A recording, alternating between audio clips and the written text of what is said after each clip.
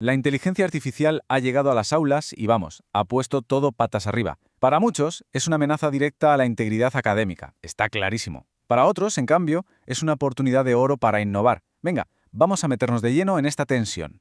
A ver, la pregunta del millón aquí no es tanto qué hace el alumnado con la IA, sino más bien qué hacemos los docentes con nuestras propias propuestas de aprendizaje. Porque, ¿y si esta supuesta amenaza de plagio fuera, en realidad, el empujón que la educación necesitaba para modernizarse de una vez por todas? Pues justo esa pregunta nos lleva a la primera reacción, la más instintiva, que ha provocado la IA en el mundo educativo.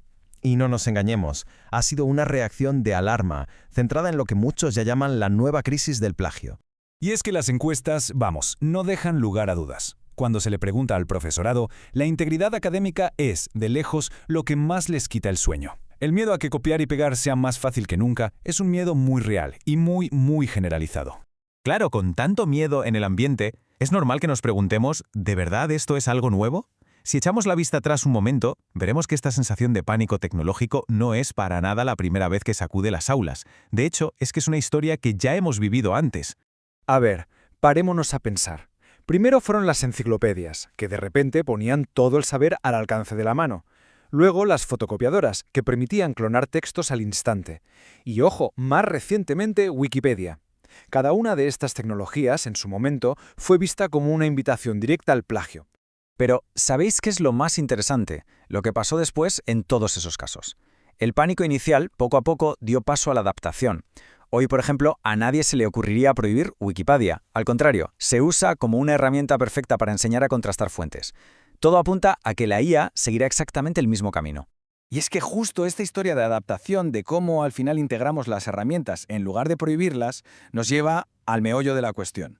Es el momento de girar el foco, de dejar de mirar solo al alumnado para empezar a hablar de la honestidad del docente.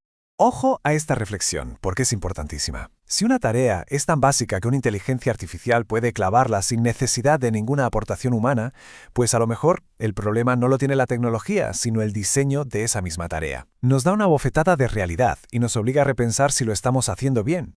Así que el cambio de chip tiene que ser total.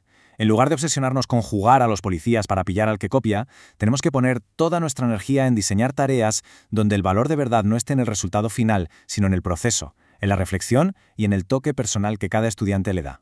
Vale, perfecto. Si la clave está en pasar de cazar trampas a diseñar mejores propuestas, la pregunta es obvia. ¿Y cómo se hace eso? Vamos a dejar ya la teoría y a bajarlo a tierra. A ver cómo se pueden diseñar tareas que sean, por así decirlo, a prueba de IA.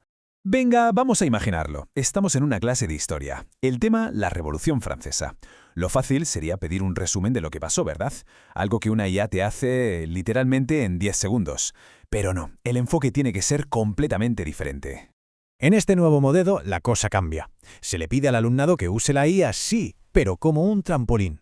Primero, oye, investiga con ella. Después, y aquí empieza lo bueno, tienes que encontrar parecidos con la situación política de tu ciudad o de tu país. Y para rematar, lo más importante, defiéndelo. Argumenta esas conexiones con tu propia visión. Y fijaos en la magia de esto. De repente, el plagio ya no es el problema, pasa a un segundo plano. ¿Por qué? Porque la aplicación del conocimiento es totalmente personal, única. La tarea obliga a argumentar, a conectar ideas, y encima te da material para un debate en clase brutal. Es que es sencillamente imposible resolverlo con un corta y pega. Ahora, para que todo esto cuaje, hay una cosa que es fundamental.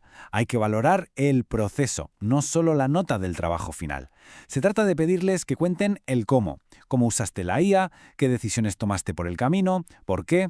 Si la tecnología ha servido para aprender algo nuevo, entonces su uso ha sido un éxito. Bueno, y después de todo este viaje, desde el pánico inicial hasta este rediseño de tareas, llegamos a una reflexión final. Una idea que creo que lo resume todo a la perfección, y es la metáfora de la inteligencia artificial como un espejo. A ver, seamos claros. La IA no se ha inventado el plagio, Simplemente lo ha hecho más visible que nunca. Lo que hace es obligarnos casi a la fuerza a ponernos las pilas y a enseñar ética, reflexión y pensamiento original con muchísimo más rigor que antes. Y esa es la clave de todo.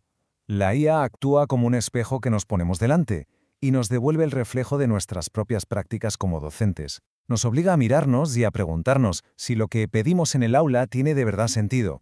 Así que al final, la gran pregunta no es cómo le ponemos puertas al campo a la inteligencia artificial, sino cómo la aprovechamos. Si una máquina puede hacer una tarea, quizás sea la señal definitiva de que tenemos que pedir a nuestros estudiantes que hagan algo que por ahora solo los humanos podemos hacer: pensar de forma crítica, creativa y sobre todo, personal.